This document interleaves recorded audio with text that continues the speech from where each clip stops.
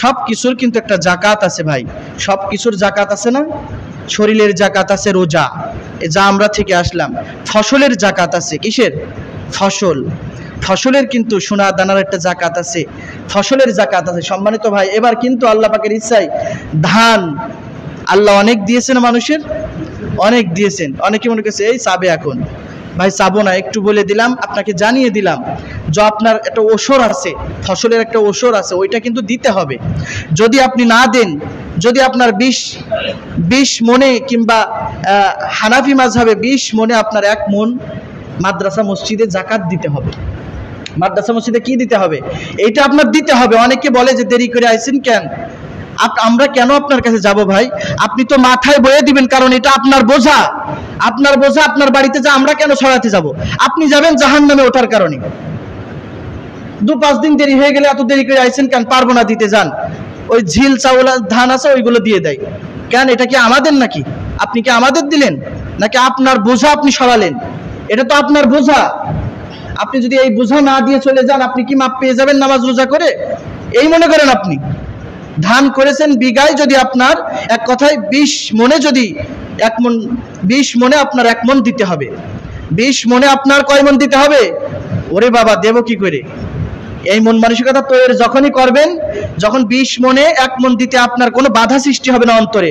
অন্তর বলবে না যে দিস না, আরে আল্লাহ 1 মন ধান এই কম নাকি, কি জন্য দিবি তুই?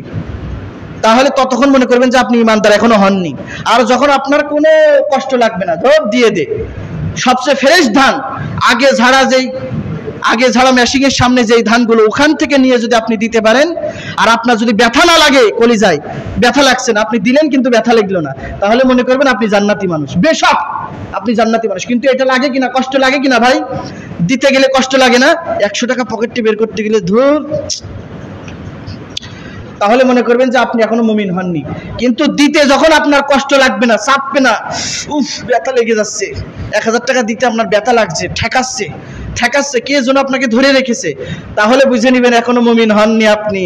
আর যখন আপনি দিতে আপনার খুব ভালো লাগবে যে দিচ্ছেন, আপনার ঈমান আছে, কখন বুঝবেন? যখন আপনার দিতে ভালো লাগবে।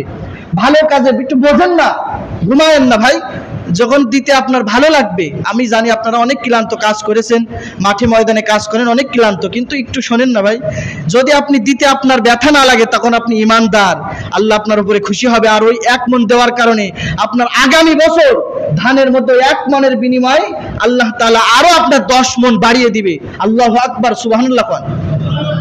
দেবেই দেবে, আল্লাহর এটা ওয়াদা, রাসূলের ওয়াদা।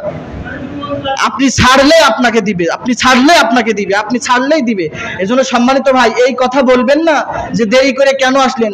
আচ্ছা একটুখানি চুপ করেন না, দেরি করে কেন আসলেন? আমাদের তো ধান মান আগের থেকে তোলা হয়ে গেছে ভাই, একসাথে কারোর বাড়ি যাওয়া যায় না। ছেলে ফেলে নিয়ে একসাথে কারোর বাড়ি কি যাওয়া যায় বলেন? একজনের বাড়ি গেলাম, ওর বাড়িকে বলি ধান ঝাড়ছে, ও বলছে এখনো ঝাড়া হয়নি, পরে আসেন। পরের বাড়ি গেলাম, ও কাছে আমাদের আগে আগে উঠানো হয়ে গেছে। বৃষ্টির ভয়ে আগে আগে উঠাইছো তুমি, তো তুমি 1 মন রেখে দিবা না? তুমি আধা বস্তা রেখে দিবা না? তুমি এই কথা কেন বলো যে কেন দিব, এই দেরি করে কেন আইছো? কারণ এটা তো আমাদের বোঝা না, এটা তো আপনার বোঝা ভাই। আপনি যদি এটা দিয়ে দেন, তাহলে আপনার ঘাড় থেকে আপনি জাহান্নামের আগুন থেকে বাঁচতে পারবেন। এজন্য যত্ন করে আপনি ঘরের মাঝে রেখে দিবেন এটা। তারপরে যাওয়ার পরে আর না হলে আপনি যদি বেশি মাহবুব আল্লাহর কাছে হতে চান, তো আমাদের মসজিদের কথা বলছি, আমাদের ফুলছড়া ঢালিপাড়া মসজিদ, আমার আব্বা, আমরা তো শুধু খাওয়ার ধানটুকু করি, আমরা খাওয়ার ধানটুকু, আব্বা পারে না, আর আমরা তো ভাইরা বাড়ি থাকি না, 2 ভাই বাইরে থাকি, একজন বিদেশ, একজন আমি এখানে, তো ধান করতে পারি না, খাওয়ার ধানটুকু করি। তো আব্বা 20 মন মেপে, যেই মনের মানে সবচেয়ে ফ্রেশ ধান, ওইটা মসজিদে মাথায় করে যে দিয়ে আসে, মাথায় করে যে মসজিদে দিয়ে আসে, কেউ জানেও না, নামও লেখে না বস্তায়, তবে ওইভাবে দিয়ে আসে যে মাথায় করে 1 মন দিয়ে আসে। আমরা তো চাষি মানুষ না আমার বাপরা, তারপরে ওইটা দিয়ে আসে, কারণ বুঝাই দিছি এটা তোমার দিতে হবে, না দিলে তোমার নামাজ রোজায় কোনো লাভ হচ্ছে না। এটা একটা ওসর, এটা তোমার দিতেই হবে, প্রতি বছর এটা তোমার দিতে হবে, এ কারণে এটা দিয়ে আসে। ভাই সম্মানিত ভাই, একটু বোঝেন। যদি আপনি বিশ্বাস না করেন, গুগল সার্চ দিন, এর একটা ভয়াবহতা আছে, আপনি সেই সম্পর্কে জানতে পারবেন। এজন্য এটা কিন্তু আমরা যে নিচ্ছি এমন না, আপনার বোঝা আমরা সারায় দিচ্ছি, আপনার জান্নাতের রাস্তা ক্লিয়ার করছি, জাহান্নামের পথ আপনার বন্ধ করছি এই ধান দিয়ে।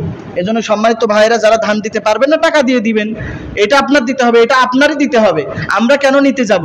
আপনি মাথায় করে এসে দিয়ে যান। আল্লাহ আমার প্রত্যেক ভাইকে, একটু বেশি বুকে ফেললাম আসলে এই বিষয়ে। একটু বেশি বকেছি, বড় করে বকলাম, আপনারা যেন বোঝেন, ঠিক না? আল্লাহ আমাদের বেশি বেশি দান করার, সহি সুন্দরভাবে এই গরমের দিনে আল্লাহ তাআলা সবার হায়াতে এবং শক্তিতে কুলায় আল্লাহ তাআলা সেই তৌফিকে আল্লাহ তাআলা ধানগুলো সুন্দরভাবে ফসলগুলো ঘরে ওঠানোর সেই তৌফিক আল্লাহ তাআলা দান করেন। সকলে আমিন পড়েন। আল্লাহ বৃষ্টি বাদল থেকে, মহাঝড় থেকে, কালবৈশাখী ঝড় থেকে আল্লাহ আমাদের সকলকে রক্ষা করে ধানগুলো বাড়িতে আনার তৌফিক দান করেন এবং সহি সালামতে আল্লাহ তাআলা এই আমাদের ফসলের ওসর দেওয়ার তৌফিক আল্লাহ দান করেন। আমিন। ওয়া আখিরু দাওয়ানা আনিল হামদুলিল্লাহি রাব্বিল আলামিন। কিছু বলবেন?